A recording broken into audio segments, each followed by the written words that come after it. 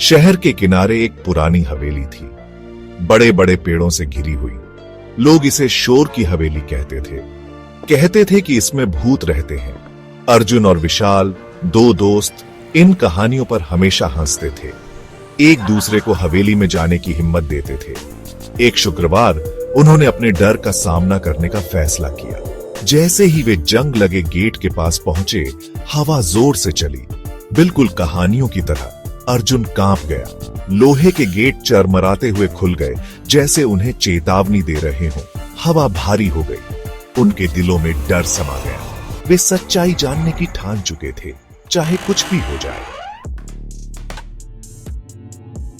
अंदर मकड़ी के जाले भूतियां पर्दों जैसे लटके हुए थे। हर जगह धूल ही धूल थी। हर कदम की आवाज खामोशी में गूंजती थी। देख, यहां कुछ नहीं है, विशाल घबराहट से हंसा। अचानक एक जोरदार धमाका, वे दोनों जम गए। ऊपर एक दरवाजा बंद हो गया। ये क्या था? अर्जुन फुसफुसाया, उसकी आवाज कांप रही थी। वे सावधानी से चरमराती सीढ़ियों पर चढ़ गए। हर कदम डर से भरा हुआ था।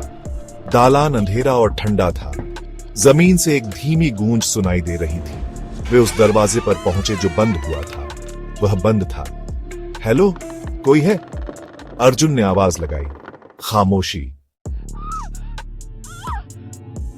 विशाल को अपनी गर्दन पर ठंडी सांस महसूस हुई। वह तेजी से मुड़ा। कुछ नहीं, ये जगह हमें परेशान कर रही है, वह बुदबुदाया।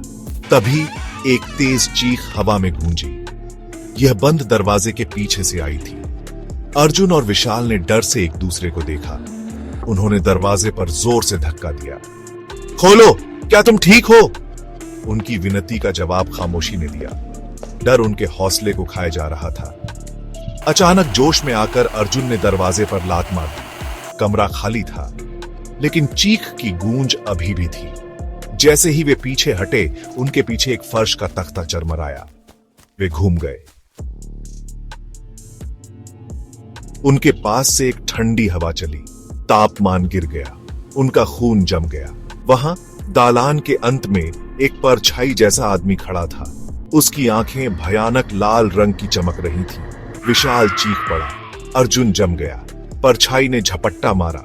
वे डर के मारे पीछे हट गए और ठोकर खाकर गिर पड़े। उठकर वे हवेली से भाग गए। उन्होंने पीछे मुड़कर नहीं देखा। हवेली वहीं रही, हवा में अपने राज फुसफुसाती रही। कुछ लोग कहते हैं कि परछाई जैसा आदमी अभी भी दालान में घूमता है, फंसा हुआ, हमेशा के लिए। शोर की हवेली ने अपने राज छुपाए रखे, अपने अगले अनजान मेहमानों का इंतजार करते हुए।